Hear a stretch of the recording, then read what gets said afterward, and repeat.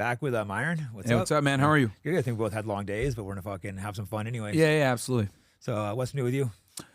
Got here Vegas last night. Long flight sucks as always. I hate traveling. But Vegas is like a second home almost. I'm like here multiple times a year. You're here all the time. I'm here. I come here at least 3 to 4 times a year. That's great because it's third or fourth time on now. So I was like one of the first guests, and then I did another one. I did you. Yeah. Fresh. I'm trying to think what I did you. Then I came back and I think I did another one. And then I think this might be our fourth for sure. Third because I've been in your show a couple times too. Yeah. It all starts blending. It's always together fun. after a while. It's like if I come to Vegas, like we got to do a show, you know? No, it's like there's the people. That's what I've learned at first. I was like, oh, how do you do this? I'm like, oh, the people you like, you bring back. Like, yeah. Not there's like always all the time. But then I realized like, oh, Joe Rogan and shit does that too. Oh yeah. Because first I'm like, oh, I'm bringing the same guest on too much. I'm like, oh, that's like the norm. I realized He brings on his comedian buddies. Yeah, that's what you got to do. It's like a learning, like with a podcast. Like I didn't know what the hell I was doing. You kind of, as you go, kind of figure out direction. And even you change direction a lot. Like you're hustling, bro. You're doing so much different shit. Yeah, I mean, for me, right, like, I've like mastered female nature now at this point and like understanding how they move and, kind of putting it in a way where it's not just about understanding them, but I have to understand them, then decipher that to men so they understand. That's true, for guys, I wouldn't really well, but it's hard explaining the little tiny details, the smallest. The smallest. There's little granular details that make a big difference that you need to, because with men are never taught how to be attractive and get girls. It's like a learned skill, or you can get a learning curve and have someone teach you. So like, there's like little details that you need to like practice into guys, and teach them. So like, for me, I've like kind of just got to a point where it's like, I've explained this so much and I've went into detail on so many different things. It's like, all right, talking about women is just annoying and they're stupid. Boring, yeah. So I was like, and then obviously with the 2024 election, I wanted to get more into the politics because I truly do think that election was one of the most important. And if Kamala Harris had won, we would have had serious problems. So, we ended up winning, right, which is good. And Kamala Harris wrote about me in her book, actually. Did she? She wrote about, awesome. she wrote about me. I'm sure great things. She said me and Andrew Tate basically we took a lot of the young men away from voting. Though. Yeah. It shows you she's right about you in her book. It shows she just released a couple weeks ago, 107 days. That's why I started speaking up. Realized guys like us can actually shift narratives, like you get a couple dozen guys, but we don't need the media anymore. Like we become the media. Yeah, well, I was literally talking about this with the twins. Like social media influencers now have more relevance and influence with people than your traditional celebrities. Other than the biggest, or celebrities too, yeah, it's true. Yeah, like Trump so the last election was really important in showing Trump had all influencers backing him and going on their shows, and Kamala had all your traditional A-list celebrities, musicians, athletes, she had everyone from Taylor Swift to LeBron James to, A-list actors, etc. Everyone supporting her. Megan Thee Stallion, everybody. And what ended up happening was Trump won in a landslide. And it's because people, though they might like Taylor Swift's music, though they might like LeBron James and have respect for him, they don't really identify with them the same. Like they're not relatable. Influencers are. So like if someone like Aiden Ross does a stream and says, hey, go vote for Trump, his audience is going to feel that a lot more than if LeBron James goes out there and says, yeah, go vote for Kamala. Like, it's just not the same. They feel a lot more related to you because they've watched, sometimes hundreds or even, could be more hours. They really feel like they know you, they trust you, because people know the guys that are full of shit. Yeah, even watching the media guys know. We all know A-list celebrities are not the same person. Shit, might get things wrong, but we're not liars. Yeah, like perfect example of this. Like, go watch the Rock's interview with Joe Rogan. That was painful. Didn't give an opinion on anything. Didn't say anything, and it goes to show why so many A-list celebs have like lost. People still revere their fame. People still respect their acting accolades and stuff like that. But people don't relate to them, and like The Rock. If The Rock says, "I'm going to vote for Kamala," like he's not going to have the same ability to get someone ass up to go vote and actually as someone who's like a streamer that they watch for hours. So that last election proved that influencers are like the new thing. And I predict, take it a step further, you're going to start to see influencers become politicians. Kash Patel, people forget, was a podcaster before this shit, right? Now he's the FBI director. Don Bongino is a deputy director.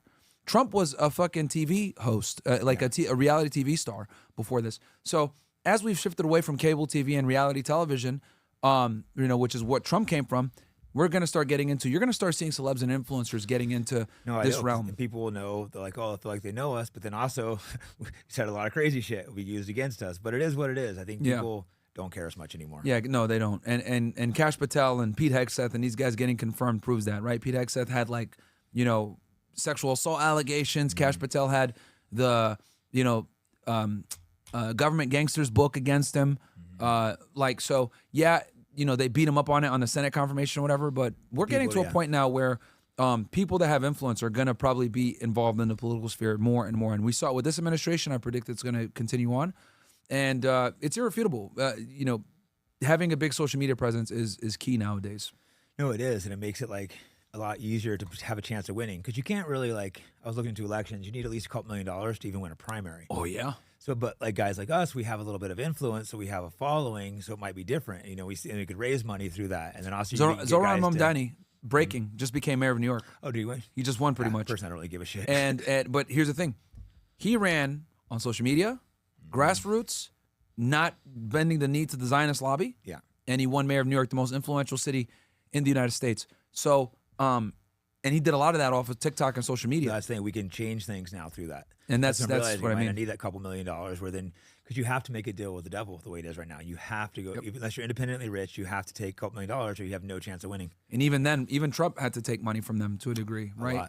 His first campaign, he was pretty much, he still had donors, right? But yeah, like I said this before, I'll say it again. I think Mamdani is going to be the guinea pig into the shift, at least in the Democrat Party, of not relying on the Zionist lobby to get positions of real consequence in the government. And it's been shown at the state level. I predict it's going to go into the federal government soon as well, because Israel has the lowest approval ratings I've ever seen now at this point.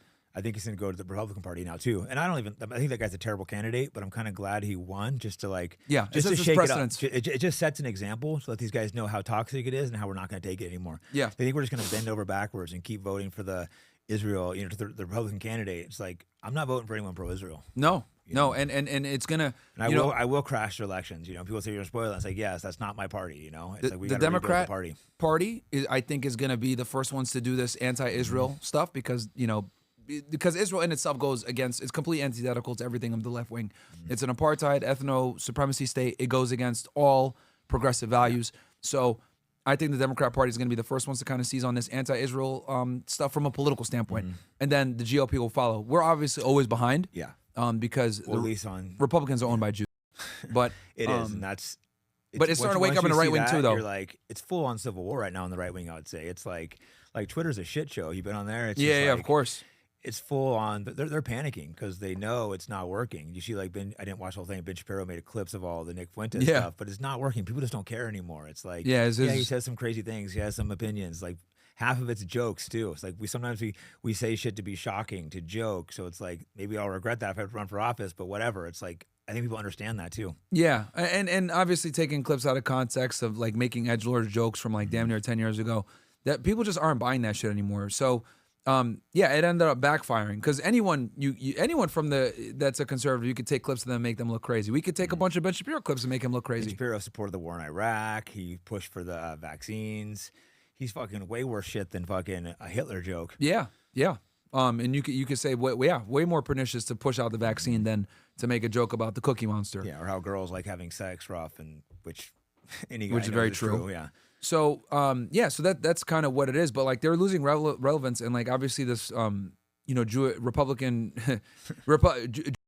coalition was a line in the sand. They're basically declaring war on everyone, not just on the left wing that's critical of Israel, because we already know like 90% plus of Democrats don't approve of what's going on, but now in the right wing too, because the right wing, the GOP, is the last stronghold for Jewish influence in American politics. It's the last stronghold, and they know if they lose that, it's over. It's crazy to me, like, how they overplayed their hand so much. They were just so arrogant and so like, we're going to do what we want. We're going to kill what we want. We're going to talk shit to you. We're going to treat you like shit. I think they overplayed After their hand. October 7th, they had all the leverage in the world to, be able to conduct the warfare and everything. But yeah, they got cocky. So over the top. They went over the top. And then they didn't anticipate that like X would become more free speech. People would start recording the stuff, showing what's going on. I don't think they foresaw that. And then obviously Netanyahu, in his bid to not get arrested and go to jail and deal with his legal consequences, right. He extended the war. Legal battle. Yeah, a lot of people don't realize he's like not that popular. I haven't looked at the case, but he has a massive legal case against him where he could go to prison. Corruption, basically corruption and bribery is what it is. Taking all types of cigars and alcohol and expensive trips, shit like that is what it is. And he's been able to kind of stave that off with October 7th. So, for his political ideals, for waging war against his enemies, he's utilized October 7th. He leveraged it. He squeezed the juice out of it completely. But now, I think Israel's in a bad position. These Republicans are trying to declare war on us, say they're going to kick us out of the party, but I don't think that's how it's going to go. I think they're the ones that are getting kicked out. Yeah, no, and this coalition meeting was proof of that they don't control the narrative like they used to, and they're going to do everything in their power. They're going to do some censor, crazy shit, probably. Yeah, they're going to try to get us all banned. They're just like. They're so arrogant, though, that they can cancel us and get us kicked off. But I don't think they realize they've lost the narrative. I mean, they might try something crazy. We'll see what they're going to try. They still have enormous influence on social media. I do think that, I wouldn't be surprised if people like me and you got deboosted on the platforms. Yeah. Maybe, I think outright banning people now would be a bad look because the cat's out the bag. But I definitely think that there's going to be some soft censorship where it's shadow banning and shit. A little bit pulled back a couple weeks ago, and other people are saying it too. I think they pulled back the anti-Israel people. On Twitter. Well, Twitter's algorithm Twitter, is changed. I've noticed a big change, I can still get some breakthrough tweets, but I'm I think they definitely have yeah. But when they took our check marks I've seen way more pro-Israel shit on Twitter. The whole thing's pro check mark. I mean, you got your check mark taken away too, right? Yep. We both got our check marks taken away for demonetized. Never said why, took our money away, took our check marks. It's ridiculous, man. And this is precisely why so many people are scared of this stuff because, a lot of people social media is their livelihood. So if they lose AdSense or anything, revenue or whatever, they're cooked. I've been demonetized for over 2 years now on YouTube, and they still run ads on my shit and everything else like that. It's fucking retarded.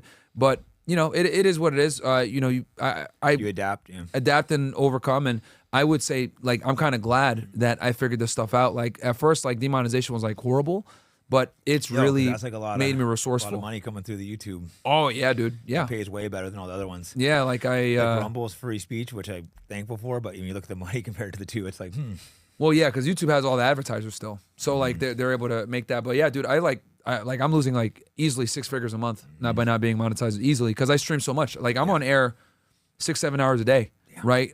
Between my show and then another 2 or 3 just for Fresh and Fit. So I'm on air easily 8 to 10 hours a day, almost every day. So exhausted. A couple days I filmed that much, and I'm wiped out. Yeah, but you get used to it, I guess. I got used to it, and then it sucks. It's a painful lesson and costly lesson. But now it's I'm not dependent upon YouTube, and I haven't been for years, which is great because honestly, YouTube can always take your fucking money away. And I just say, you know what, you want to be able to be independent. If I get the monetization back, it'll be better. But if I don't, I can still live, so I'll be fine.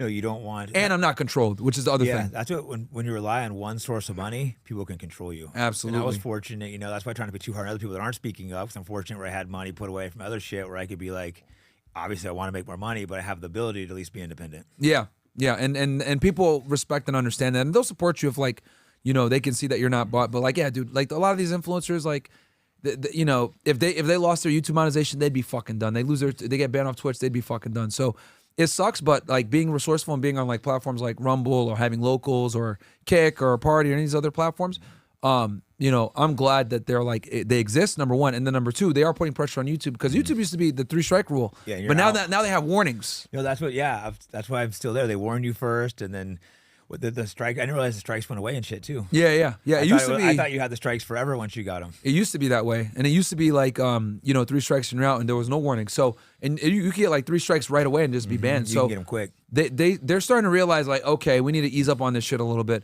And then they brought terminated people back, Sneeko got his channel back and some other people. I think they got rid of it though, didn't they? With Sneeko. Do you think they bring it back then re-cancel him? No, he's back on now. Oh, is he? He's back on now. Great. But that was before. Yeah, he was on for a day and they took him back. I didn't realize he was back on. Yeah, that's awesome. Yeah, so he's back on and some others because they had this thing if you were banned for COVID or election misinformation, political shit. Yeah.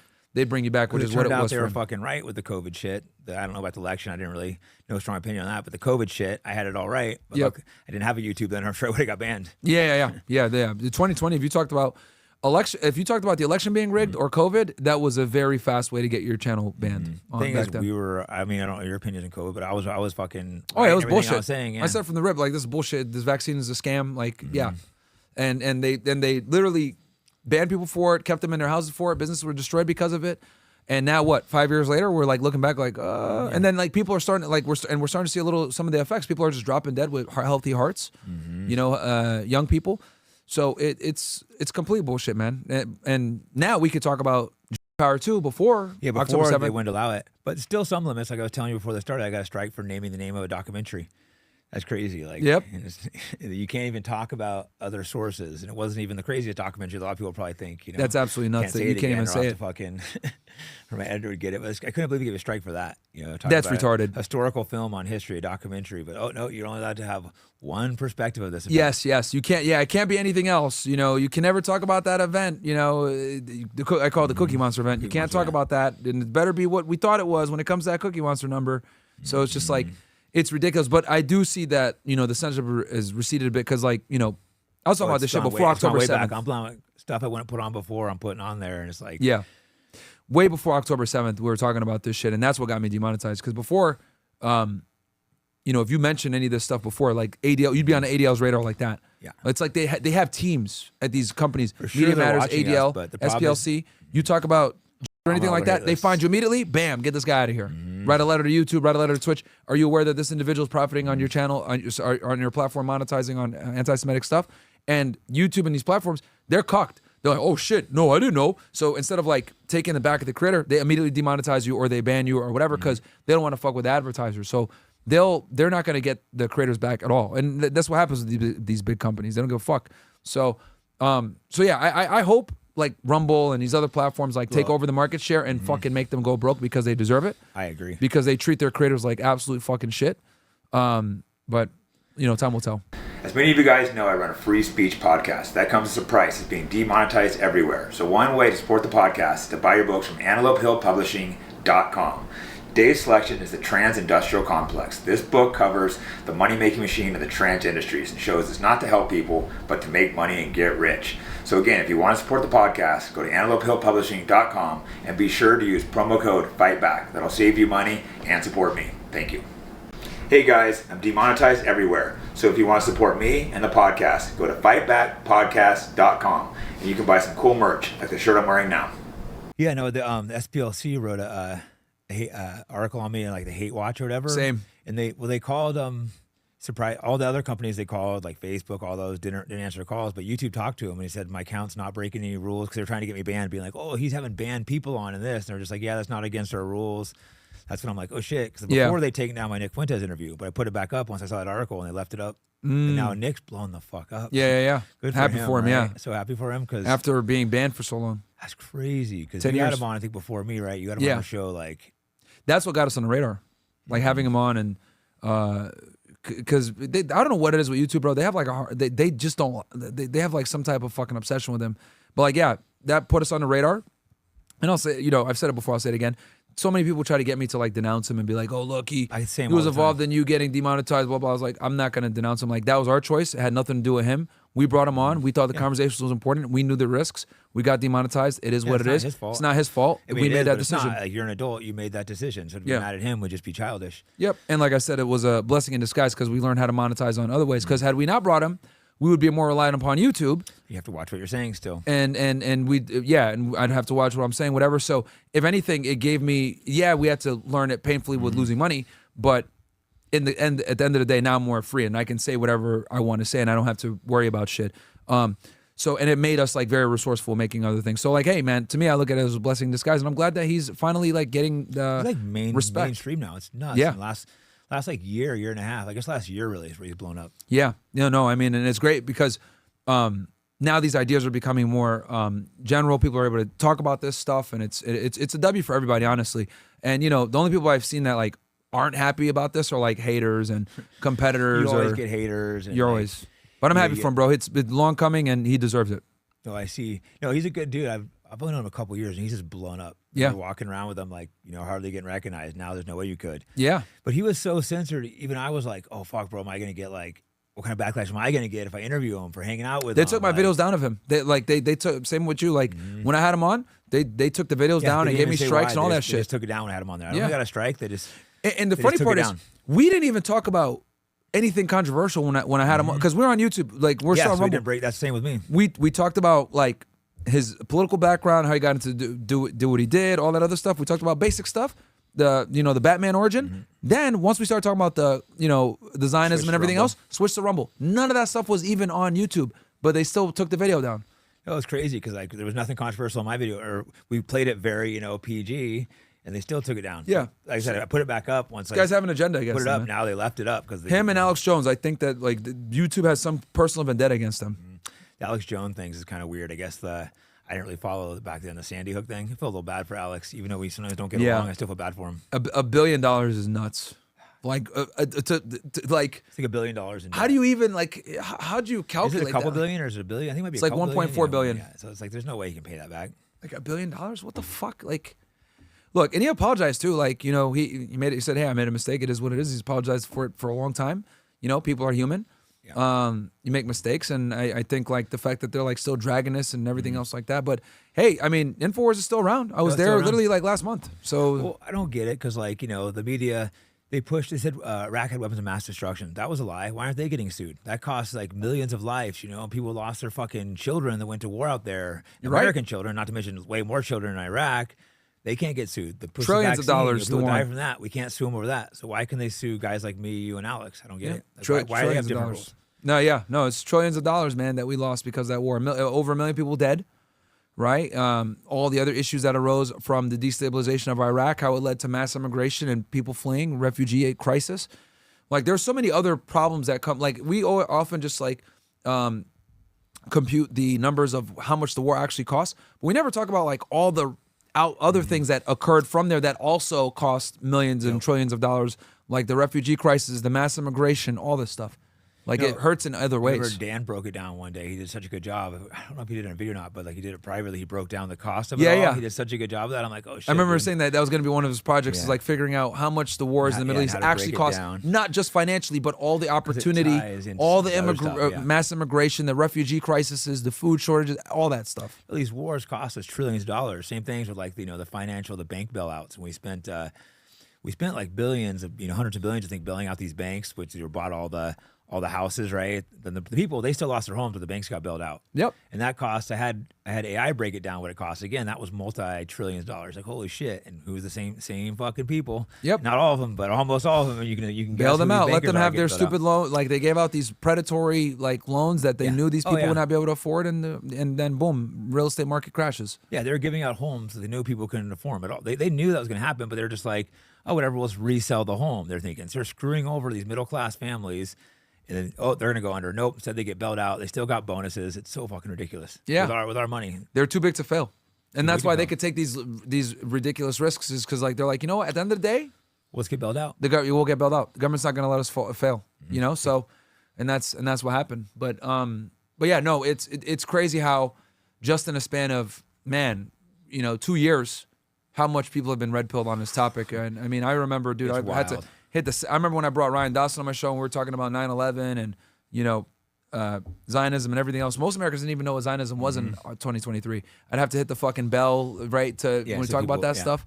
So seeing how it's become so mainstream and how like they're responding to this thing becoming mainstream, it's a good thing. It's good. I can't believe how mainstream it's gotten. It's the point where I'm like a moderate now. People have gone way past me where I'm like, oh shit, when I knew, I was like, Moist Critical made a video on Netanyahu, and I was like, "Holy shit!" Who's that? I recognize that name. But he's Moist Critical or Penguin ZO.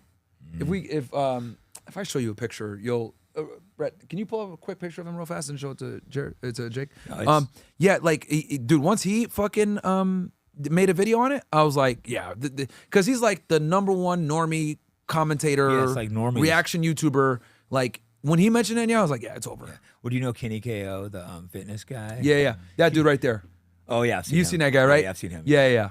Well, Kenny KO, he's gone. Never had a job before, by the way, before YouTube. Really? Never had a fucking job before. Some of these YouTubers are fake, I think. Oh, they're retarded. Mr. Beast. I've never watched a Mr. Beast video. Have you? No. Who the fuck's Mr. It's got kids, to be fake, dude. right? It's all kids. Is it kids? Like, what does he even make? I don't know what the fuck he makes. He does like these crazy like stunts and shit like that. It's all children's shit.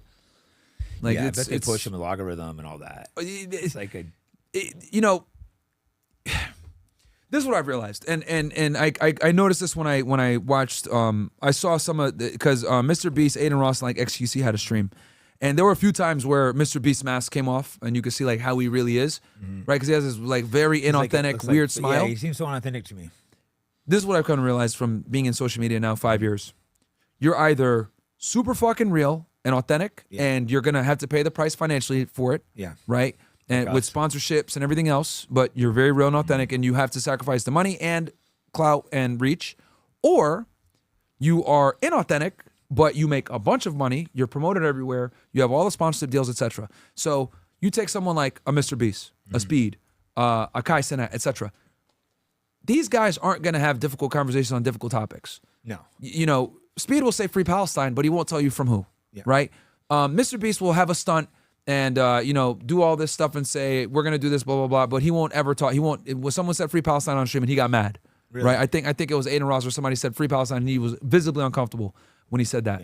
Kai Cenat will not discuss politics all the money comes whatsoever, right? He won't even bother, like, at all. But then you got, you know, people like us, whatever.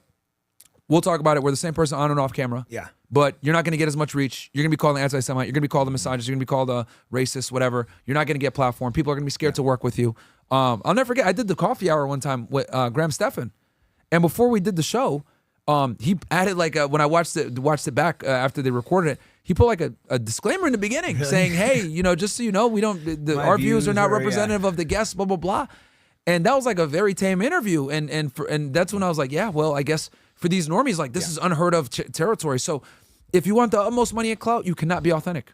Yeah, unfortunately, stuff is changing though, because like guys like us are getting more popular. But they're gonna backlash. But no, I think they're gonna reel it in. Yeah, they're gonna reel it in. Like they might not outright ban us, but they're 100% gonna start suppressing us when it comes to censorship. It's just that Israel had to take their finger off the pulse for a bit because they were so focused on attacking all their enemies in the wars. But now that the war is like kind of been, you know, the majority of it is done. Even though there's a ceasefire right now and 200, they still kill hundreds, but it's not the same where they're killing thousands a day now. Now they can focus on the Hezbollah and the social media and they even say it's like what an 8 front war or something with us, and they took TikTok. They literally took TikTok. We said it when he was in the States. It to the Jews. Like how crazy is that? He literally said that. We met with a bunch of TikTok influencers after the UN meeting and last month in New York City. He had like a bunch of them there, and he was like, "Yeah, we got 8th front in the social media." And like, literally said that. Yeah. Netanyahu knows this, and this is why he's been doing interviews. He did trigonometry, he did Tatum, he did PBD, he did Nelk Boys. He's probably going to do more interviews, American interviews, with friendly, you know, pro-Zionist type voices. He definitely won't go on an anti-Zionist one. He's going to keep doing that, and then they're going to pay influencers $7,000 a post, and then they're going to also, on certain platforms, they're going to push more pro-Israeli stuff, which we already see on Twitter. TikTok is already purchased by Larry Ellison. I don't really use TikTok that much, but APAC banned, fucking From the River to the Sea ban, all that shit gone. So we're going to see a change in the social media landscape. I predict YouTube and Meta are going to be next. I'm sure they're having meetings behind the scenes right now with how to. Fuck yeah! Because they need to reel it in, but it's gone so big now. It's going to be hard. It's going to be very. It's going to be hard for them without everyone going to somewhere else. Let the mask slip. He literally said, "We're going to deplatform and we're going to cancel you."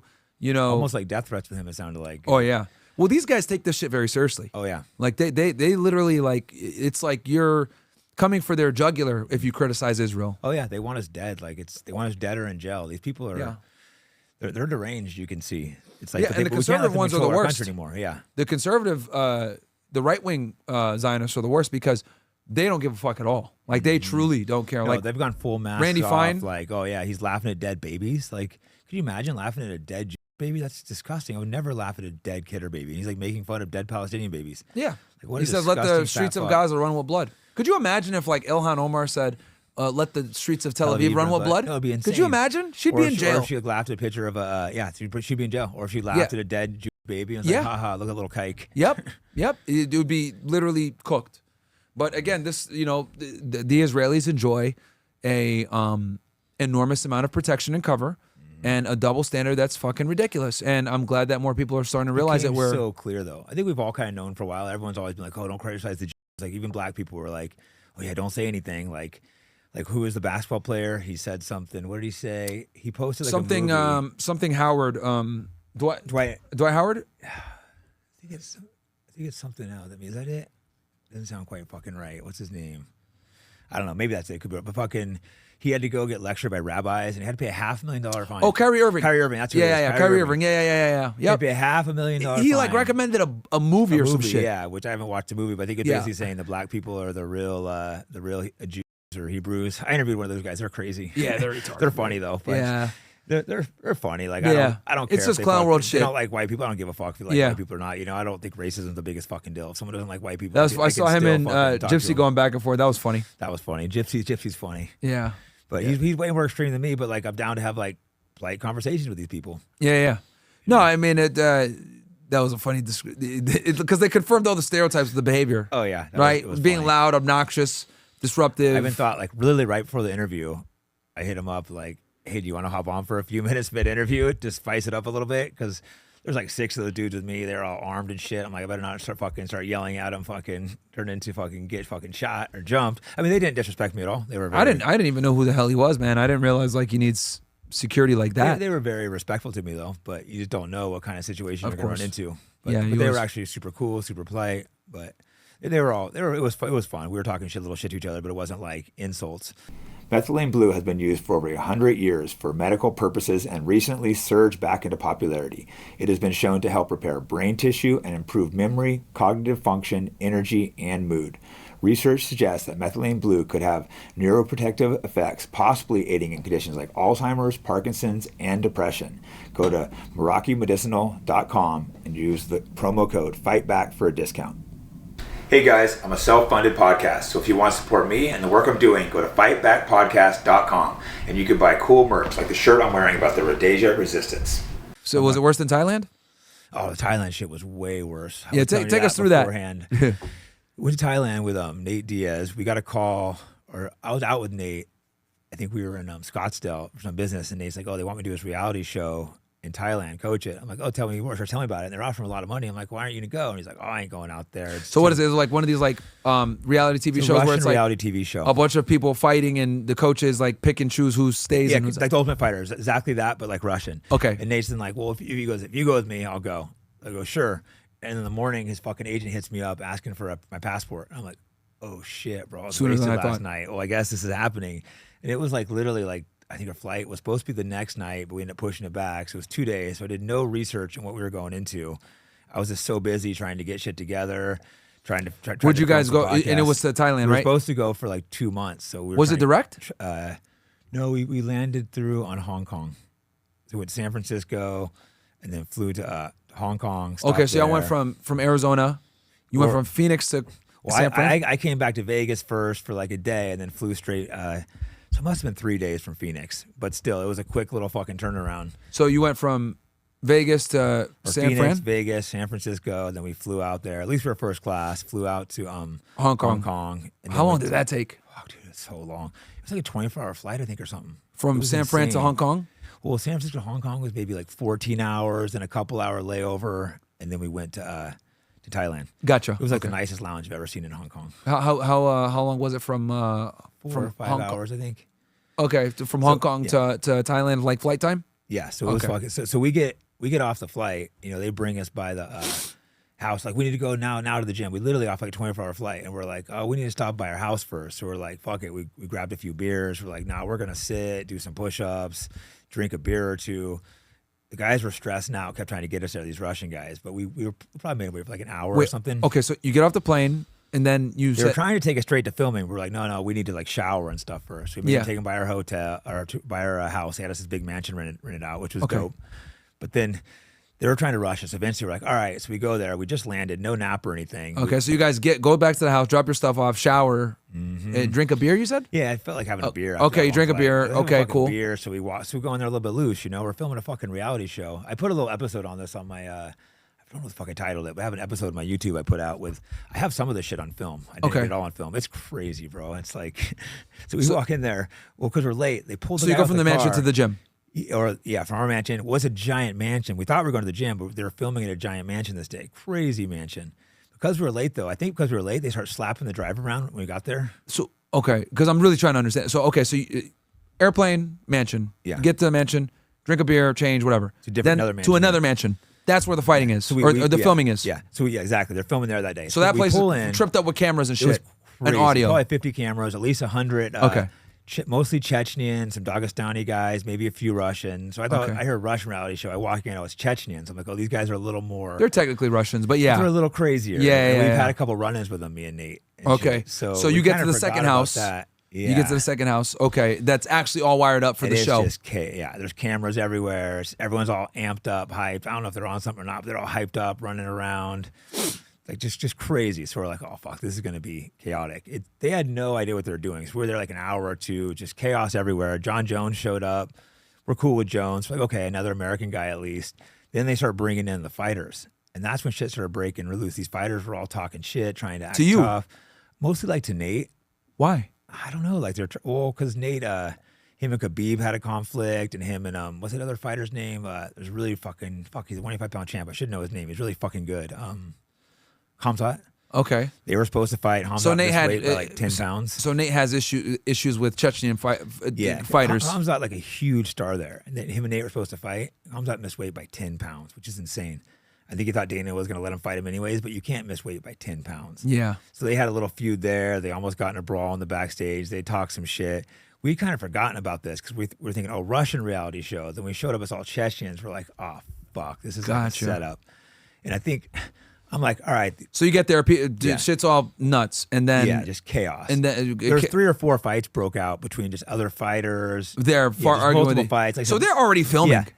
So when you guys walk in, they're already filming the goddamn John show. Jones has already been there a couple days. Like I said, the show is already filming. That's why they rush us out there. They're paying fucking hella good and shit. So we're like, fuck it. Okay. So they're cameras are already running. These are some serious dudes. Like they got stupid money. Like I don't know how they're getting the money, but these guys got some like crazy money. I think some gambling sites, some porn sites. Sure. Russian mob probably. I mean, definitely these are some very serious people. I can tell right away. Okay. So all right, so you're there. They're already in the middle of filming. That's why they needed you guys out there so quickly. You guys get out there. It's fucking chaos. They're already fighting each other.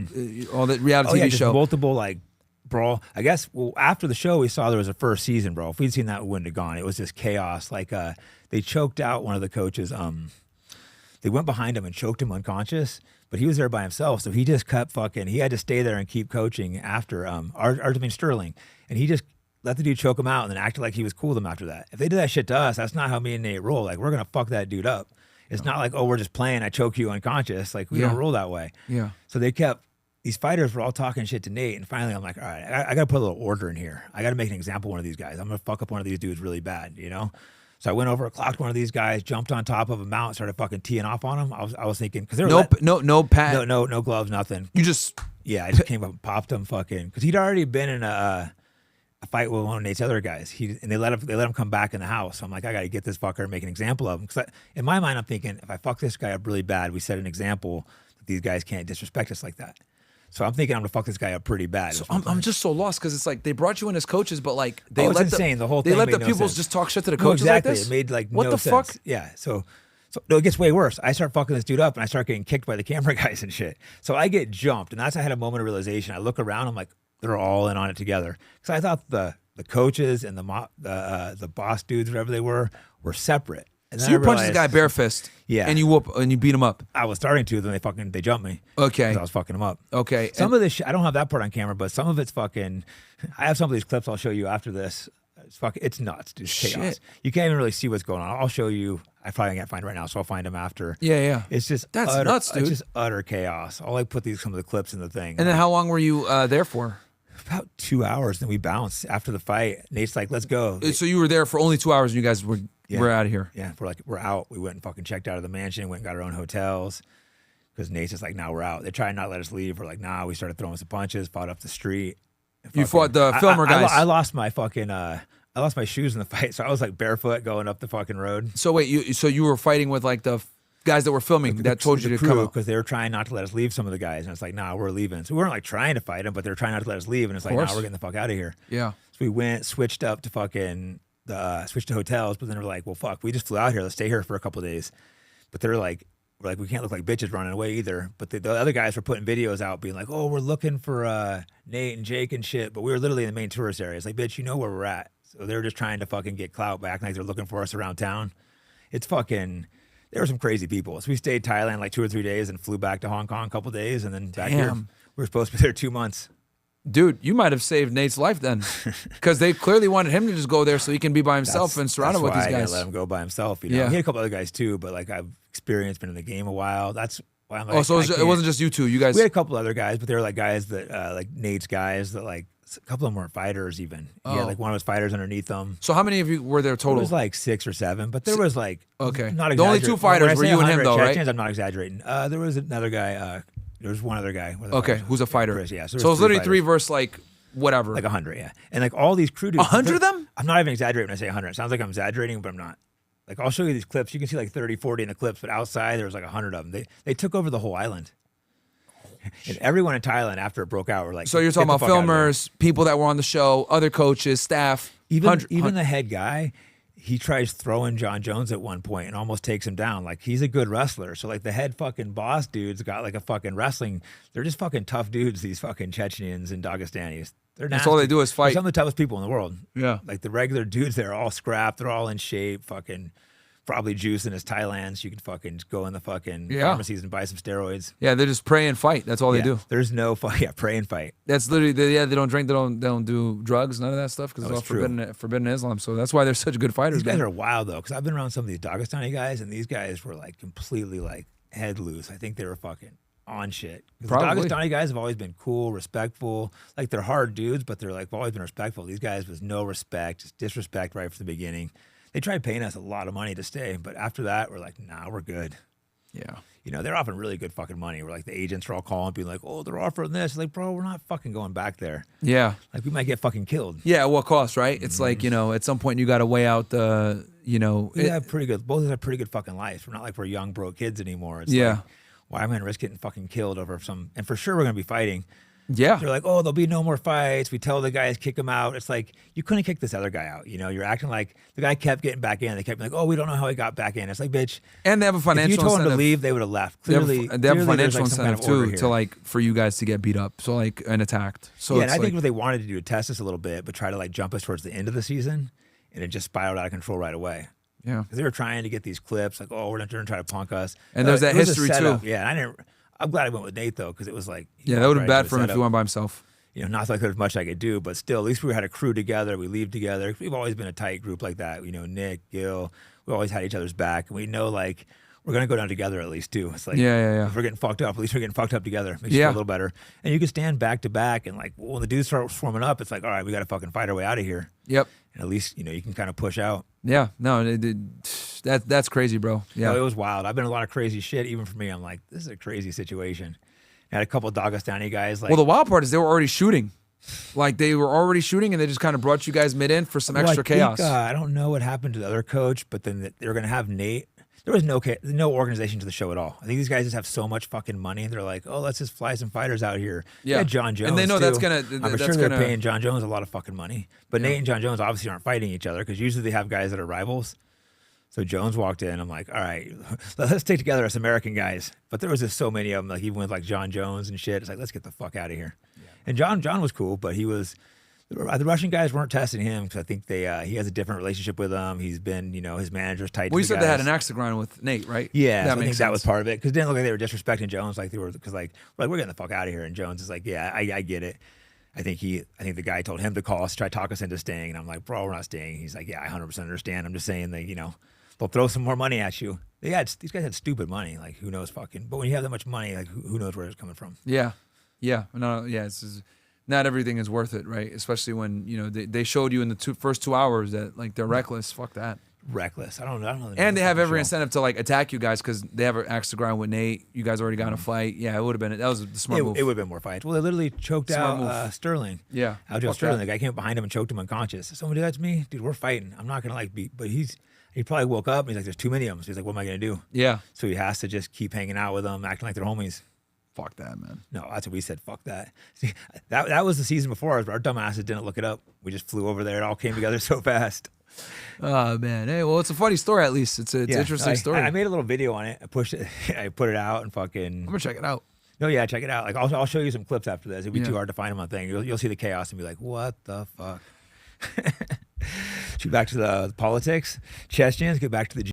Yeah, Chechens are like the blacks of white people. Oh yeah. I'm sure. There's a reason why they have their own little region in fucking Russia. Mm-hmm. So, you know, all they do is fight, eat, sleep, and train and pray.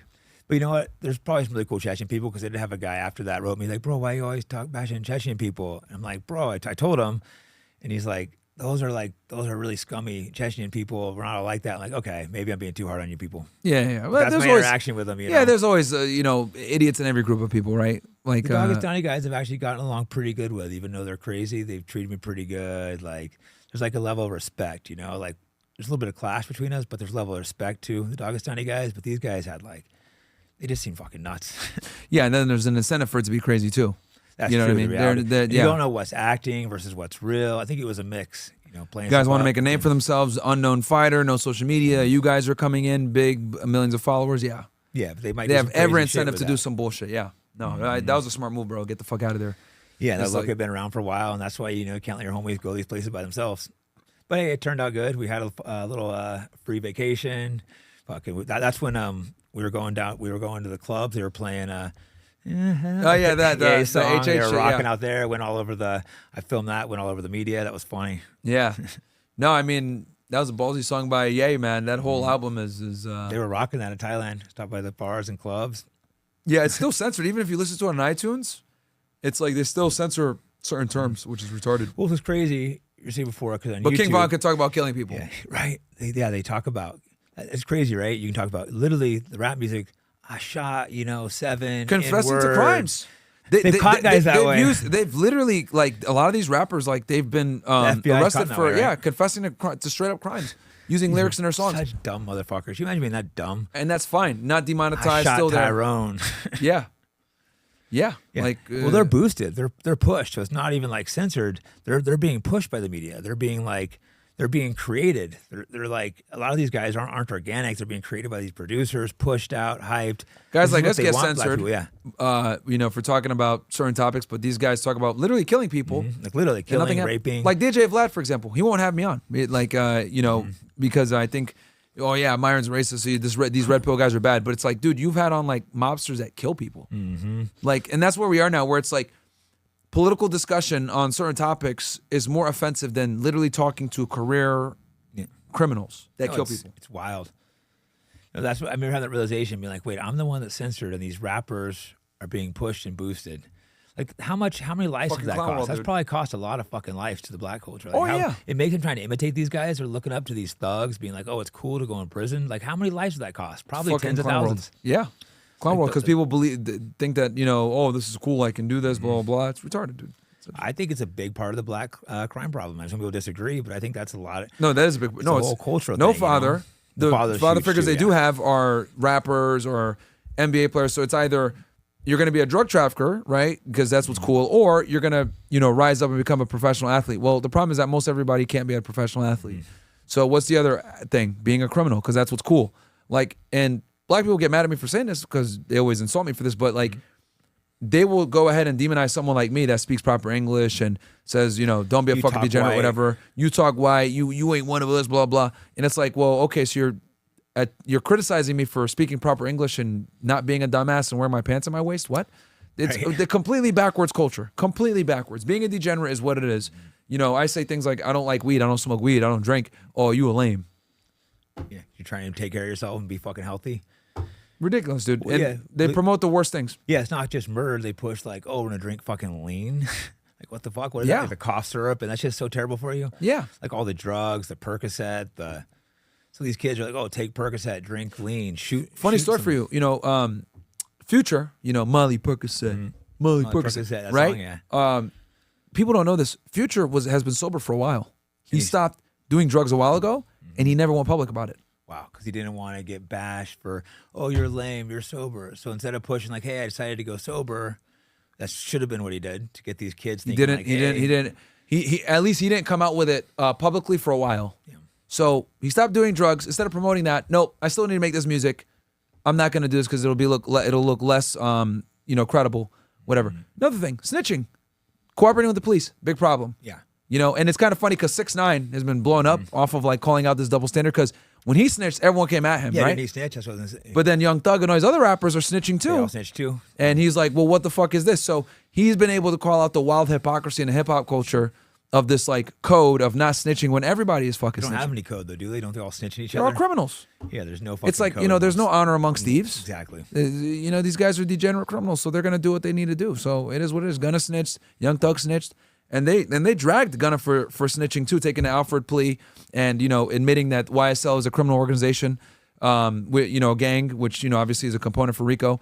And then 6ix9ine, they ran him up the thing for snitching on these guys at the 9 Trey Bloods. But they deserved it. They fucking were banging his baby mom. They were trying to kill him. They caught him on wiretaps. They were stealing his money. Like, why the hell should he be loyal to these guys? No, fuck that. If they're stealing your money, fucking his chick, trying to fucking kill him. Yeah, he made the smart move. But like people were saying, because we had him on our show, and I talked to him about this. I was like, bro, like, yeah, you made the smart decision. Like now you're out, and these guys are in prison. Probably, or hard to say. What was that? Do they have a hit on him? You think you got to worry about these guys might try to kill him? Oh yeah, 100%. They're gonna. Yeah, he's definitely greenlit. They're going to kill him. Yeah, but a lot of those guys went to prison for a good amount of time, so I guess he's okay now. But like, yeah, he's definitely got to be careful. I'd be a little concerned, or some of the dudes that are still out when they get out. It's like. A couple of them, I think, have been released now, but yeah, no, he's definitely marked for sure, which is not good. I would definitely move somewhere totally different if I was him, because you put people to prison to kill people. That's what they do. Yeah, he's in Florida. He's not too far from. He's somewhere cool from Miami. Yeah, he's cool. I don't mind him. He's probably the only rapper we've interviewed in a long time because I hate talking to them. But with him, he's like, here's the thing. And I'll give 6ix9ine credit. He's actually very smart. He's horrible at articulating himself because his vocabulary is obviously limited. Yeah. But he's smart because he, you don't get out of a RICO like that and be a retard. He's been able to maneuver and, serious charges on him. With serious charges, getting out of this stuff. So though he he might not be the best, he didn't get killed. Exactly. So the guy's probably triple digit IQ, at least from like being aware and situation awareness and being street smart. He just doesn't articulate himself the best, but he's definitely smarter than a lot of these other people. So just surviving the shit that he's been through. Rappers, I'm trying to think. But he's cool. But rappers suck though. Yeah, the ones that met are kind of idiots. I don't want to say any names, but the guys I'm thinking were fucking morons. Always high, always on lean, whatever. And yeah, it's the worst. I mean, he did get drunk for this after-hour show, which kind of sucks. That fucked things up. He had to leave early. But the first show, he got too wasted. But the first show, when he wasn't fucked up, was good.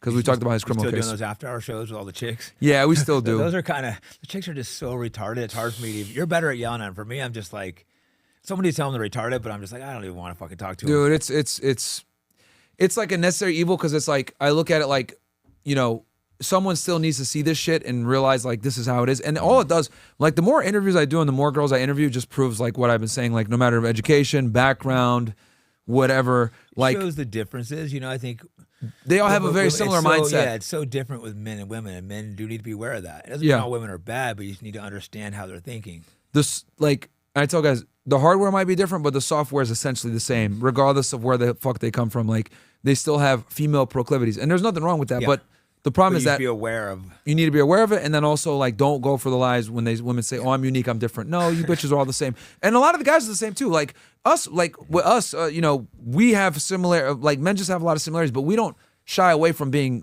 similar to each other. Women try to say that they're special when they're really not. That's the difference. Yeah, right. Like guys will admit, we're all trying to smash and we're trying to make money and shit like that in general. But like with women, it's like not like that. Chicks. Yeah, I'm trying to smash. Like when I was single, like I'm not trying to be your friend. Yeah, but women lie to each other and try to make it like, no, we're special, we're different. Each other like crazy too, and they're like shady. They'll like try to like, oh, they don't like the guy, then they'll try to sleep with them. I think the guy is like more successful, or it's women are like shadier than men. I think way shadier. Like stabbing each other in the back. Yeah, it's what because they have to fight in the cerebral. They can't physically defend their beliefs because they're weaker.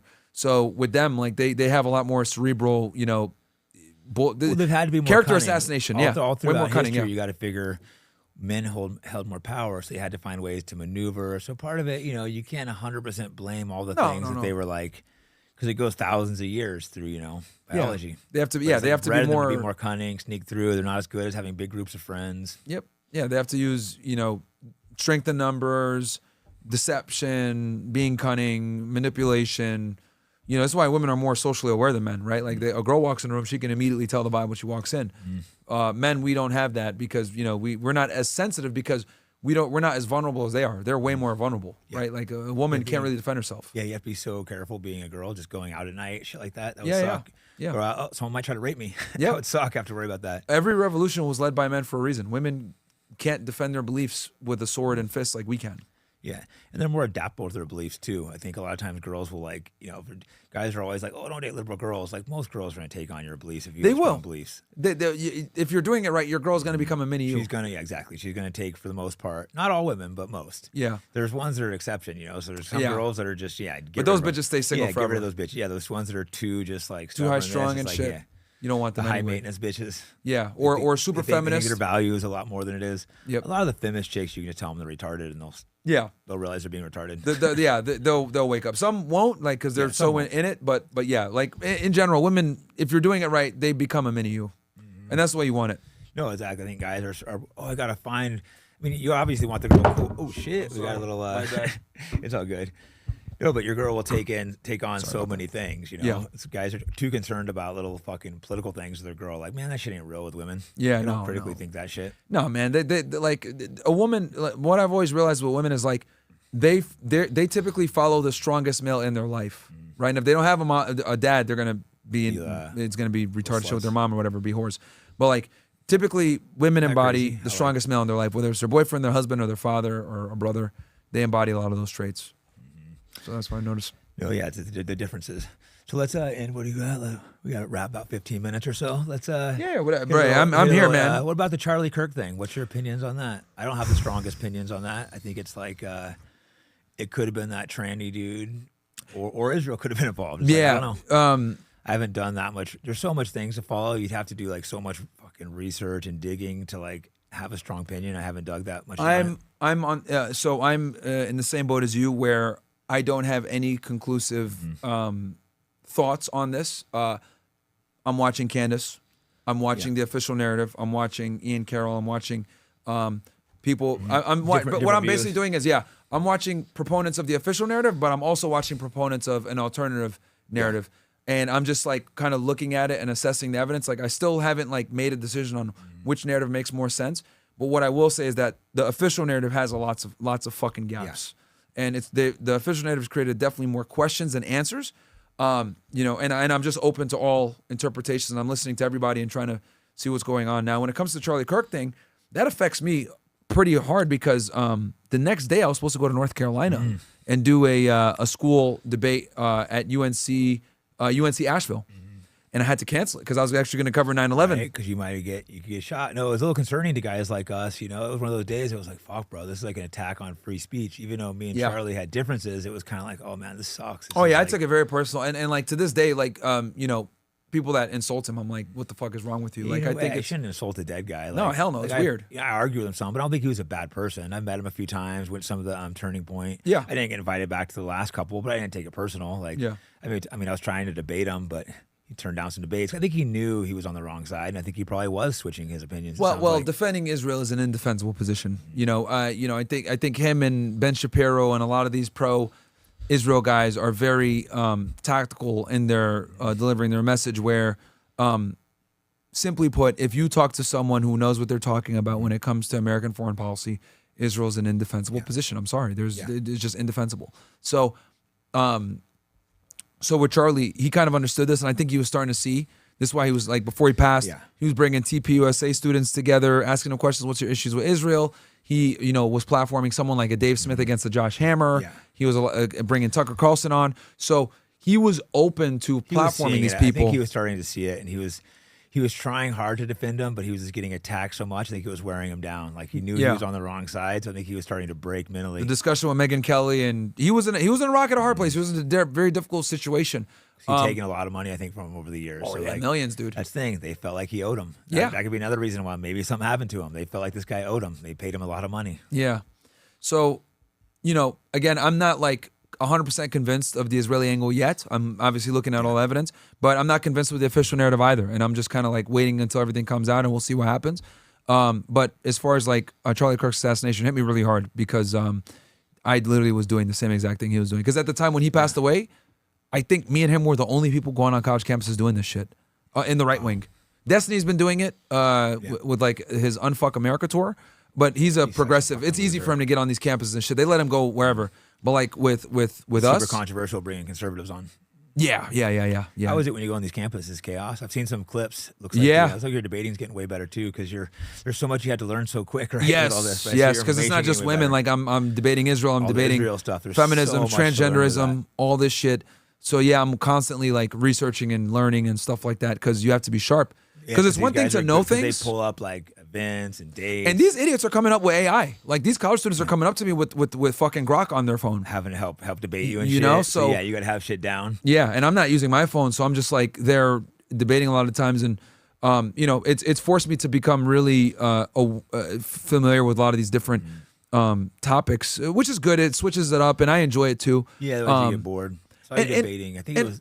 I think for me, it's like also important because, you know, for your audience that might not know, like I went to college in Boston. I went to Northeastern University, right? It's a very prestigious New England private university. I had a scholarship and shit like that. My parents definitely couldn't afford it. It was like $40K a year when I went. But it has like a 5% acceptance rate, right? A very, very prestigious school. But the thing is like when I talk to these college students, I kind of see what college has become. Mm-hmm. It's become, when I graduated in 2013, it was not the cesspool, the social cesspool that it is now. Mm-hmm. Now it was getting there. I was starting to see like you can't say certain things. You know, you can't have certain world views. Like they were starting to get more woke, but it's got so much worse over the 10 to 12 years. So for me, I kind of look at it like I speak your language because I come from this fucking pompous college. You know, I'm cool, liberal, blah, blah, blah, and I snapped out of it. So when I go to these universities, I can speak their academic language because I went to school with people like them, right? These idiots. So I look at it like it's almost me kind of trying to wake up people from the stupor of them being in a college campus. Because the reality is when you're a college student, you know, I was an athlete, you live in your own bubble. Like you don't pay bills. All you really care about is like your studies, hanging out, whatever, familial sports in school, girls in your sport. And I wrestled in college. Yeah, you don't have to. You don't have to worry about any of these like external things. Like, but once you get out of college and get out of that little, you know, like real life bubble, and you get into real life, you're not quite in real life yet. You go from high school to college. After that, like, oh shit, I'm in the real world now. Yeah, and once you really hit the real world, it's very difficult to be a progressive. Right, it's not easy to be a progressive once the real world starts to hit you. Paying taxes. Yeah, you're like, what the fuck? Why am I? You know, 40% of my income has gone to tax. This is bullshit. So you start to really change, and the more money you make, and the more successful you become, the more you start to tend to be more conservative. So, you know, for a lot of people, so that's kind of my thing. Is like I'm there because I can speak their academic language as someone who's a college graduate from one of these pompous ass fucking schools, right? So. So I definitely want to go and talk to some schools in New England and stuff like that. I was trying to line something up with the Ivies. The problem with the Ivies is that they're private universities, and private universities don't have the free speech. Oh, really? So like they don't have to I have to go to state schools because state schools they have to take you. If they take liberals, they have to take you. Probably is that how it works? No, they can't infringe on your free because since they get government funding, they can't infringe on your First Amendment. They can't stop you from going there. Yeah, but like. They can put like little stupid rules and shit, but it's harder for them to like censor you and stop you. But like at the private universities, they have a lot more reign to like just shut you down. They get out of here. Especially when you use like if you want to do amplified sound because you need a speaker so people can hear you. But it's been good, man. I enjoy it. You know, like I said before, at the time, me and Charlie were the only ones really doing it. Crowder had stopped doing it, which makes sense. Very dangerous. Yeah. We're the only ones. So like it hit me really hard when it happened. So, you know, the reality of it kicked in. Like, oh shit, I could get shot. Yeah. Like you think it before, but like the actual reality. Oh, so it really is. I would be lying to you if I said it didn't shake me up. It shook me up a lot, and you know, literally because we're like doing the same shit. But now it emboldened me more. Like now I'm like, yo, we're definitely gonna keep going. We're not gonna let these guys fucking stop us. And I commend Crowder. He went out and kept doing it. There's been a couple other like copycats trying, but they suck. I won't even mention their names. Fucking losers. Not even worth getting mentioned. Yeah, I saw some loser doing it. I won't mention his name either. Probably the same guy. Yeah, you know who I'm. The pro-Israel fucking loser. Yeah, he's such a fucking clown. One of those $7,000 people. Yep. Yeah. Isn't it crazy? Huge. They're really getting. He's one of the Hasbara guys. They're really getting like 7,000. Like there's those FARA documents that show like they're getting paid a lot of fucking money. It's nuts, dude. And they're gonna pay more, and we're gonna see more pro-Israel stuff. And I predict that we're gonna. You know, censorship is going to happen. Not overtly, but we're going to get shadow banned. They're just flooding the censorship, and it's not working. Yeah, just in the past 2 weeks, they're flooding the Hezbollah. See all these fucking random pro-Israel accounts out of nowhere. I've never seen any of these motherfuckers. And now I'm just seeing them on my timeline all over the place. Over the top, exactly. They got the little yellow ribbon in the thing. It's like, bro, you got the hostages back, man. Like, come on, man. Get the fuck out of here. Like, they were trying to give them back from like day one. I mean, you know that. Yeah. Like, a lot of these guys. That's the thing. You have to know all the shit in your debates. I think it was Tatum you were debating, which you knew all the. Oh yeah. He was Hey, Myron, there ain't no genocide. I'm like, come on, bro, come on, man. Shit people will do for money is crazy, right? It's. I just couldn't my dignity and fucking. I couldn't imagine doing it. Yeah, $7,000 a post is pretty nice, but no, it is. Yeah, I mean, Emily Saves America, aka Emily Saves Israel. We were roasting her. Yeah, she's gotten clowned though since that. Everyone clowns her. She was supposed to come to. I got this event with Tim Pool. She was supposed to come on there. She backed out. Yeah, probably because I was going to be there. She knows she can't defend the shit. It's an indefensible position. She was a nice girl. I talked to her a couple times, but I'm like, I'm not gonna not talk shit to you after that. Yeah, that was gay. I'm like, I call her Emily Saves Israel now. Yeah, same. Dude, all these conservatives that shill for Israel, they're just getting cooked all the time. It's hilarious. I think people are realizing it. A lot of people are staying. Even quiet Megyn now. Kelly, who's a big Israel shill, she's even changing. And that's what's happening with Charlie tune. Kirk. I think he was realizing I can't, especially with the young people. He was with the young audience. It ain't going back with the young people. It was funny because I've been to some of these Turning Point events, and you can someone comes in and it's a groyper asking a question about 9/11 or some shit. You could see in his face he's angry. He's just fucking these motherfuckers. Yeah. He gets so pissed off because they come in and they literally just ask him these really tough questions on Israel, and it's you could tell he just gets uncomfortable. Right. Well, that's why he wouldn't sit down for an hour and a half and do a debate with me because he can do these little 2 or 3 minute things, but you can't sit and defend it for an hour and a half. He's a better debater than me for sure. So I'm not unrealistic. This guy's had years of debating experience, but he just doesn't have the right position. Yeah. It's an indefensible position. There's no way you can defend. And this is precisely why Ben Shapiro and Charlie have avoided guys like Nick for years, because it is an indefensible position. And they said, you know what? We can't beat this guy in a debate. Let's just censor him. He was livid when he talked to Dinesh D'Souza. Charlie Kirk was livid at Dinesh D'Souza when he did the debate with Nick. He put out the tweet, the text. It didn't make him look that good. He was yelling at him. Yeah, what are you doing? Well, Nick, I was in a Turning Point, and then I was going to go to Nick's thing too. Where were we at? We were in some shitty ass city, Detroit. Oh yeah, you were there for that. I'm telling Nick, I'm like, hey, I have an ex VIP pass. Just come, And he's like, oh, they're not going to let me. How long were you guys there when you guys got kicked out? I was in there fine, but then they walk in and they threw us out when I was with him, and they took my VIP pass after that. It was Detroit, wasn't it? They didn't kick me out, but they took my VIP, and then I couldn't go back with Tucker, all the celebrities. Once they take your VIP, then because before I could go to the room with all the people and talk to these guys and influence them maybe, but they took that shit from me after that. So, because I remember that it was in Detroit. So. So how long did you okay, so you go in, you get your pass, you give him an extra pass. How long did Nick last before they kicked him out? He was out right away. They were He didn't even walk in? They were on him, so he was in the front door and he just got swarmed up, I think someone else gave him a pass. I walked over to get him a pass, I think someone gave him one, and they were just swarmed up on him so quick. Within minutes? Yeah, within probably a minute or two. So wow. I think they were watching him as he was coming up even. It was just they were on him so quick, sir, you can't be there. Because I remember seeing the clip when the security guard things, but I didn't know how long he had been in. A minute, dude? Yeah, it was quick. Because I remember you were there too. No, I got next to him. Well, I got to come back in, but they took my VIP pass, so I couldn't go back. Nuts, I forget if Tucker and stuff was there, so I couldn't go talk. That was great that you guys improvised. You guys went up on the rafter, and you guys That's when I saw how much energy Nick had behind him. They were so enthusiastic. They were the whole energy at Turning Point. And mind you, this is when he was censored. It's probably 10x that now. So I saw how fanatical his supporters and fans were. I'm like, wow, this guy's and he's such a good inspirational speaker. He grabbed the mic, went up there, and it just gets people fired up. Yeah, he's such a natural speaker. So. No, it's very, very talented, man, and I'm glad that he's finally getting I don't think they the can stop it. recognition. Do you think they can stop it now? I don't think they can stop it. Genie's out the bottle. The GOP, I'll say it right now, I'm going to be the one to call it. The GOP is going to have to finally start respecting the groypers. They're going to have to. They're going to have to because now with the poll and the motion he has, he can. He was affecting elections before. He kept Joe Kent out. He asked him one thing, Joe Kent, hey, just don't denounce me. He denounced him. All right, we'll make you lose an election. Yeah. And that was before when he was censored. Now they need a reality check sometimes. People are like, oh, you can't have infighting, but it's you have to have some certain fucking rules. And for me, I'm not down with supporting fucking Israel. No, and they've been ostracizing these guys, marginalizing these guys, censoring Nick, etc. They're going to have to finally start respecting the groypers because it is going to be a force in the GOP that they're going to have to contend with. And it's a group of men, young men, and people think, oh, it's all whites. Dude, it's very mixed. I met a bunch of them at these events. It's not all white at all. They're Hispanics, blacks, whites. It's not just white incels like they claim. I met a lot of them are guys are married, successful. A lot of them are successful, have jobs, etc. A lot of guys event. Tons of these dudes are successful. So this isn't just a white nationalist talking point. It's no, people want their country back from these fucking people that literally have a foreign country that they prioritize, and then on top of that, they censor you for talking about it. We've all dealt with it. I'm not fucking white. They censor me. They demonetize me. They censor you. Yeah, I've been censored. You're white. Lost my check mark. Right? Been demonetized everywhere. So it's like this isn't just like they say. Oh, like this. It's a white nationalist movement. No, it's not, man. When I've met these rippers, they're from all over, different walks of life, different backgrounds, different education levels, skin colors, religions, everything. I mean, that's what the actual white nationalists always attack the Groypers. It's like, of course. like, oh, they're like.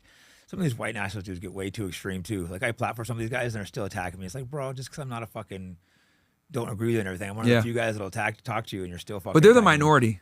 Like it's like those guys are like they're the minority. The rest of the people like understand like, yo, if we're gonna win this fight, we're gonna have to align with people with similar ideology. I've actually talked to have actually been cool guys. Yeah. Like Patriot Front, like these guys are actually cool, nice guys. But then when you get to the people attacking you, it's just like fuck you. Well, it's the anons. It's like a lot of times it's like the retard anons on X. It's not like the real.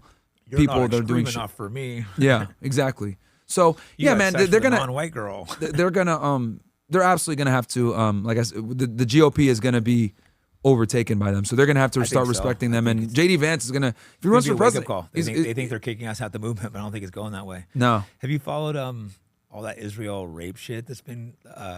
They had these. They gang raped some guys like last year in prison. At a Tenemon prison. Yeah, then they had the fucking rape riots to get the guys free. They became reality show stars. Fucking Netanyahu was just on TV. Or then did they fire?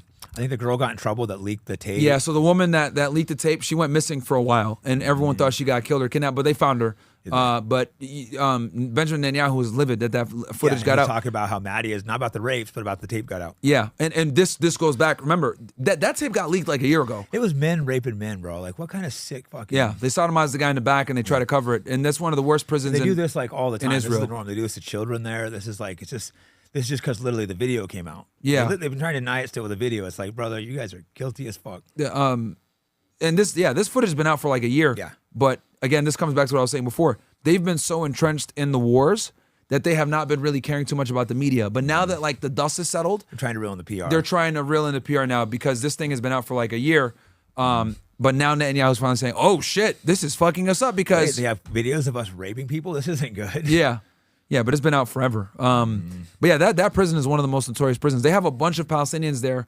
That are just being held without charge, no due process. That's a big reason why October 7th happened. Oh yeah, this shit didn't come out of fucking nowhere. Yeah, like you guys are holding a bunch. 11,000 Palestinians are jailed. Something like 3,000 to 4,000 of them with no charges. You could call them hostages too, couldn't you? Yeah, you could. They have children there. You could. You absolutely could. So, they always say, and every time, because I've debated so many Zionists now at this point, it's ridiculous. Whether it's me out on the street or debating Destiny or debating Tatum or anybody else, they always start the conflict at October 7th. And I'm like, no, this didn't fucking start October 7th. And, and I did a debate with Destiny on this. Who is the bigger barrier to peace? It's the fucking Israelis. Oh, yeah. They always say, the Palestinians declined every single peace deal that we had. That's a fucking lie. One of the biggest lies. And I could debunk every one of those right now. 1947 partition plan. The reason why the Palestinians declined that is because the Israelis only owned 6% of the land. They wanted 56% of the land. They only owned 6% legally.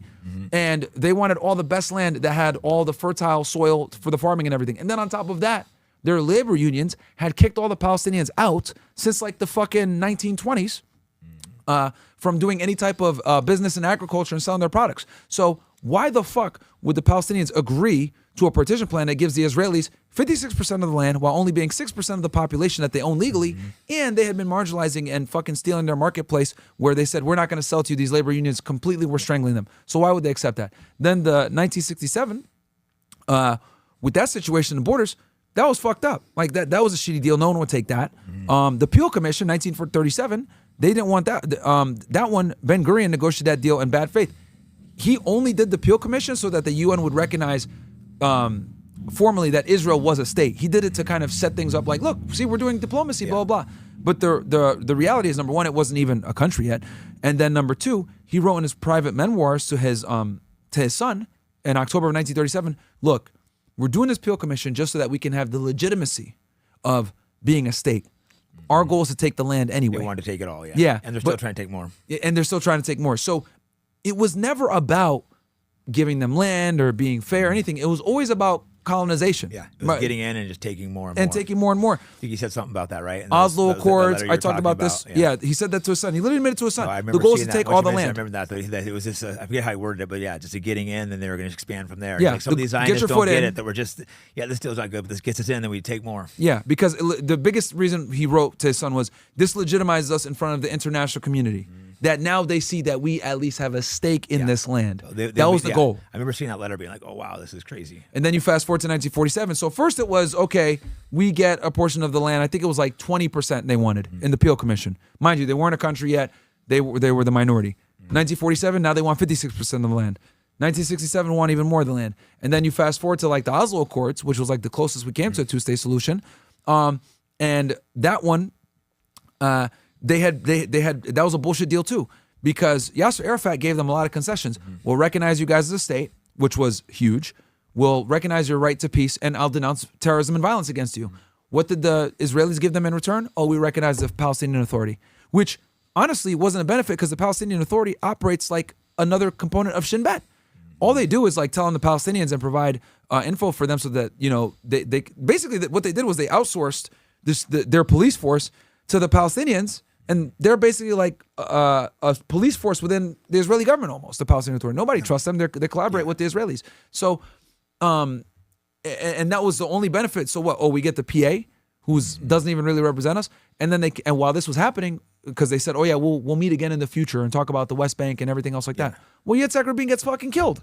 That's a crazy one. This is the Prime Minister of Israel, correct? Yeah. And he was actually, a guy came in and fucking shot him. A Likud party guy. Wasn't he tied in? Yeah, that's Netanyahu's party, correct? Precisely. And then who becomes prime minister next year? Netanyahu. Yeah, people were like yelling in the streets, or Bibi or something. You did this. Well, his wife wrote a book. Yitzhak Rabin's wife wrote a book, and she says that Netanyahu was behind him dying because they hated the Oslo Accords. Yeah, because they have no problem killing Jews too. These people, they're like crazy. Now, mind you, Yitzhak Rabin was also going to stall as well. Yeah, but the Oslo Accords. I don't think he was a great guy, but he was better. He was better. Yeah, these guys were more extreme, so they killed him for not being extreme enough. Yes, and yeah, exactly. That was a member of Netanyahu's party. And the Oslo Accords died with Yitzhak Rabin because they've never been able to expand on it. And then Netanyahu was caught in the West Bank speaking in Hebrew in a secret recording, saying that he purposely sabotaged the Oslo Accords every single chance he got. Because once he came into power, he started reeling that shit back, and it hasn't expanded since. And then they've been building the illegal settlements in the West Bank more and more. And they're doing that on purpose to avoid dealing with the Oslo Accords. And what they do in the West Bank is so terrible. This is not where Hamas is. And they go out there, they abuse people, take their lands. Like little kid, I saw a video today, like a 6-year-old girl, this guy just steals her bike, she's like crying. There was a video that came out. They were killing the cattle, or sorry, the livestock, like goats and stuff like that, of like a Palestinian farmer. These fucking bandits, these settlers, are killing just come in and kill it, lighting things on fires. These dumb fucking right wing people that are like, "Oh, protect my land," and then they're pro-Israel. Like, how do you guys not see the hypocrisy when they're like, "Yo, come and take it, our guns"? They talk about how they defend their land, and they're saying these guys should let them come and just abuse them. 100%. Like I said this, I'm like, if you're a red-blooded American, and you believe in the Second Amendment and the ability to protect your property, how the fuck can you be mad at the Palestinians for fighting back against these guys coming in and colonizing them and occupying them? They don't have a right to self-defense. We call them raping, terrorists, abusing them, abusing their kids. It's just like, it's fucked up. And according to international law, the Palestinians actually have a right to fight these Israelis. Yeah. They actually, people never talk about this because they don't like hearing it. The Palestinians have every single right to fight back against these fucking dickheads, to include armed resistance. Now, do I condemn the terrorism and killing of innocent people? Of course. But when it comes to them attacking military targets and legitimately fighting back, hey, they have the right to do that. Most of the targets were military targets, right? And they were trying to kidnap hostages too. No, I'm not going to condone that, but they're trying to kidnap hostages to trade them back for the hostages that are being held. Yeah, and look, if we're going to talk about Hamas being terrorists, I would argue the IDF are bigger terrorists. Oh, definitely, like not even close. I mean, they've killed way more innocent people. When it's all said and done, doesn't rape their prisoners and torture them. Like that was all fake. That's what they claim. Yeah, too. That's when I think a lot of people started questioning old historic events when they're like, oh, they lied about the 40 beheaded babies, like. And that was pushed by the Zaka organization, one of the people that were first on the scenes to because with burial ritual is very strict. As with a lot of the monotheistic things or religions. So when those people were found, some of the first people on scene was these humanitarian organizations which prepare the bodies for burial. One of them was called Zaka, the Zaka organization. The guy who I can't remember his name right now, but he made like $13 million telling the story. And he was one of the first ones to go and say, can you pull up, Brett, pull up his name for me? Some of these guys changed their Zach stories. Organization. Some of these guys changed something their Landau. stories Israel, something, Yossi Landau, I think. Could you type it in? YOSSI and then Landau. He was one of the main pushers of this beheaded babies. He said, I saw babies taken out of the fetus or some shit like that, cut out of the woman's stomach. He was one of the first people to start pushing these lies because he was the first one to see it.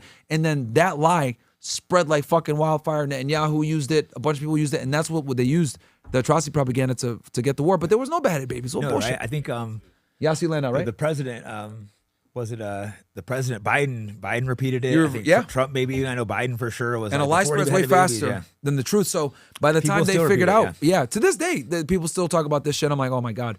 So even despite the fact that like it's been corrected and debunked, people still run with it. And if it wasn't for social media, it might be illegal to question it in like 30 years. There might be laws where you go to prison. And when it's all said and done, dude, we're gonna have hundreds of thousands of Palestinians dead. Hundreds of thousands. Because there's lots missing people. Don't really they can't even get the fucking bodies out of the Israelis that were killed. You know, it's funny too, because like you know what they said? Oh, Hamas killed the hostages. Okay, where are the hostages? Oh, they're under the rubble. Oh, if they're under the rubble, then who the fuck killed them? Exactly, they did. Holy shit, man! It's like people are so stupid. Well, shit, I got to wrap up here. Okay. Like the studio. Anything to people can find you? YouTube, yeah, Myron Gaines X everywhere, every day live, 7 p.m. On Rumble, Kick, Party, YouTube, everywhere. Myron Gaines X stream every day. Cover politics, culture, everything like that. News. Everything, yeah. You still talk a lot of like girls. Fresh and Fit is still on. Right? Yep, still do Fresh and Fit Monday, Wednesday, Friday, and after hours, and then we do the debrief every day. Myron Gaines X. You gotta try different shit 'cause you get bored. That's not me having to do that long. I'm like, I want to try some different shit. Yeah. Like, I diversify, man. Shit. True crime, news, politics, culture. Yeah. Everything. Yeah, you film like something outside the studio too. That's something I'm gonna fuck around. 'Cause you get bored. Like I gotta try new shit. So thanks so much. Of course, man. I'm sure we'll do it again. Bro. Either yours or mine, one of the two. Yeah, absolutely. So cool.